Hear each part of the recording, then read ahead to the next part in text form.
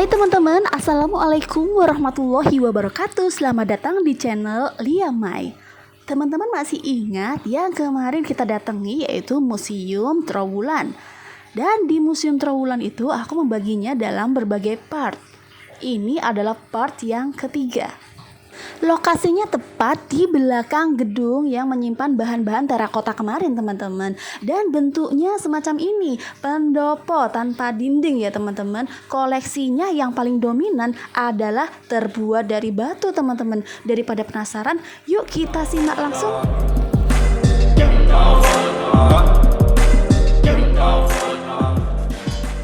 Nah teman-teman, koleksi batu pada museum ini berdasarkan jenisnya dapat diklasifikasikan menjadi beberapa kelompok. Antara lain koleksi miniatur dan komponen candi, koleksi arca, relief, dan koleksi prasasti. Sebenarnya tahun-tahun sebelumnya itu terdapat alat-alat dan fosil binatang di masa prasejarah teman-teman. Tapi aku tidak menemukannya di tahun 2021 ini. Mungkin sudah diletakkan di gudang ya teman-teman, atau mungkin saja aku melewatkannya.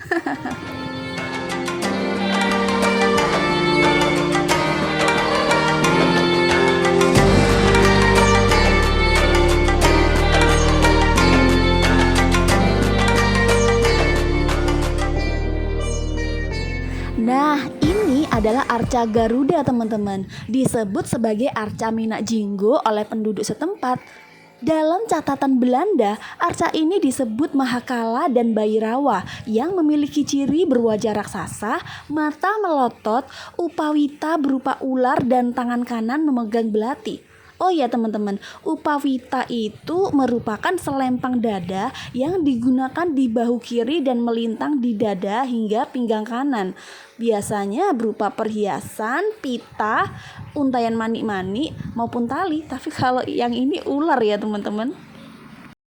Dengan melihat ciri lain yang tidak disebutkan oleh Belanda, diduga arca Minak Jinggo ini adalah arca Garuda. Ciri lainnya adalah badan bersayap, kaki bertaji, mulutnya patah, diduga merupakan paruh. Nah, kalau itu koleksi miniatur bagian candi ya teman-teman. Di sana tadi juga ada umpak, yaitu bagian bawah untuk meletakkan tiang.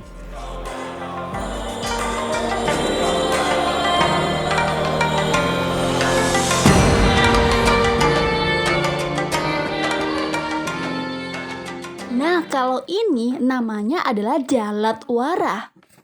Kemarin Lia Mai sudah membahas tentang Jaladwara di Candi Tikus ya teman-teman. Videonya ada di atas ini nih. Jaladwara ini digunakan di candi-candi atau pemandian kuno untuk menyalurkan air. Di candi-candi umumnya digunakan pancuran yang menyerupai ikan berbelah. Sementara di pemandian digunakan pancuran berbentuk guci yang dibawa oleh kinari. Kinari merupakan makhluk setengah dewa yang digambarkan dengan kepala manusia dan berbadan burung atau kuda, teman-teman. Atau bisa juga berbentuk guci yang digigit oleh makara. Makara itu naga air ya teman-teman. Atau Padma. Padma nama lainnya adalah teratai atau lotus.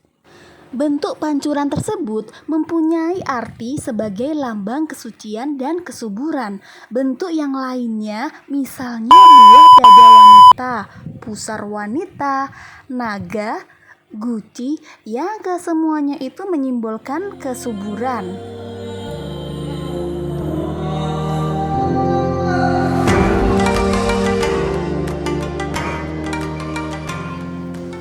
Masyarakat Majapahit telah mengenal sumur sebagai salah satu sumber air.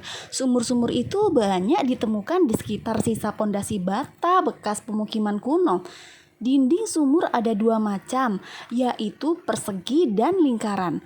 Sumur berpenampang lingkaran, dindingnya terbuat dari bahan yang bervariasi, antara lain bata dan bis yang berbentuk silinder yang disebut sebagai jobong.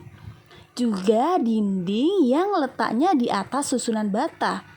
Jumlah jobong pada suatu sumur biasanya ganjil antara 1 hingga 11 teman-teman.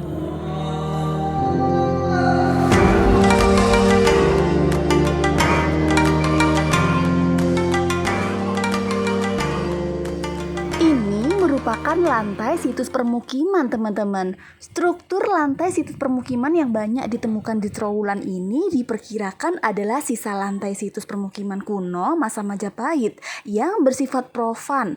Profan itu bukan bangunan suci ya, atau berupa rumah tinggal, teman-teman.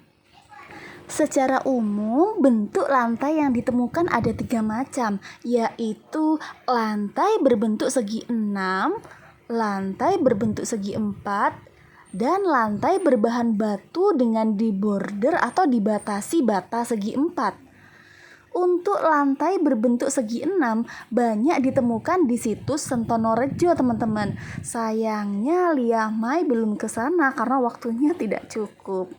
Nah, di situs Sentonorejo itu diperkirakan lantainya khusus digunakan oleh keluarga kaya dengan status sosial yang lebih tinggi. Ini dia penampakannya, teman-teman. Nah, kalau bata relief merupakan bagian dari bangunan permukiman pada masa Kerajaan Majapahit yang dihiasi oleh angka tahun, teman-teman. Mana ya angka tahunnya?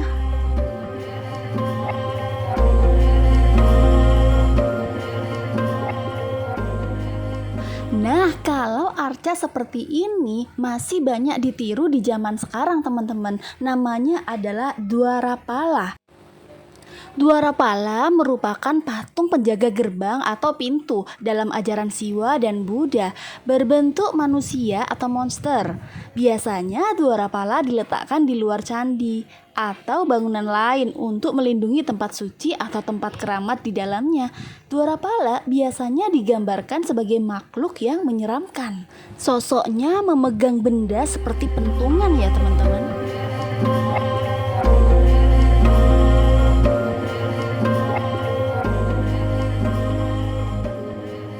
Nah, kalau ini adalah Kala, merupakan satu binatang dalam mitologi Hindu yang digambarkan sangat menakutkan.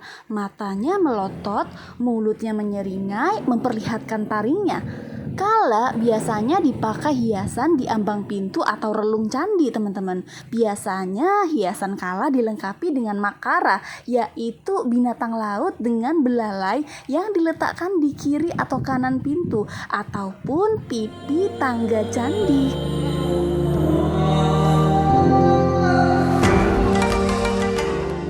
Nah, kalau ini relief-relief yang diambil dari beberapa candi di Jawa Timur ya, teman-teman.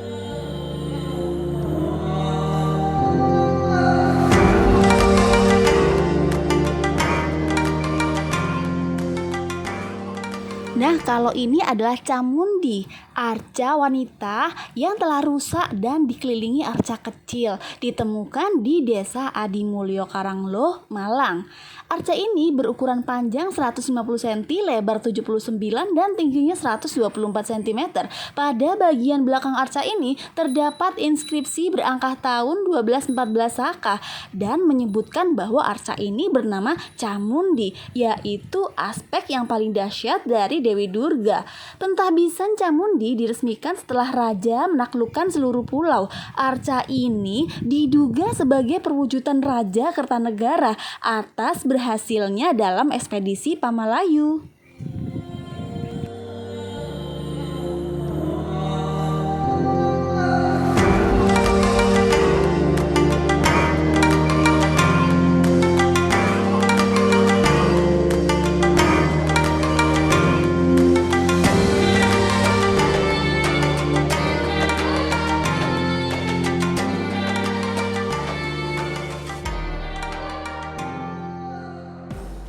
Kalau ini Samudra Mantana, merupakan miniatur bangunan candi di mana terdapat relief cerita Hindu mengenai pencarian air kehidupan atau yang disebut amerta. Nah, Samudra Mantana ini mengakhiri perjumpaan kita, teman-teman. Sebenarnya masih banyak arca-arca yang lainnya, termasuk arca air langga yang terkenal itu ya, teman-teman. Tapi waktunya sudah tidak mencukupi lagi, teman-teman. Masih banyak tempat-tempat yang harus dikunjungi dan sudah Liamai upload di video-video sebelumnya. Nah, yang di sebelah situ kelihatan atap-atapnya itu merupakan replika dari perumahan era Majapahit, teman-teman.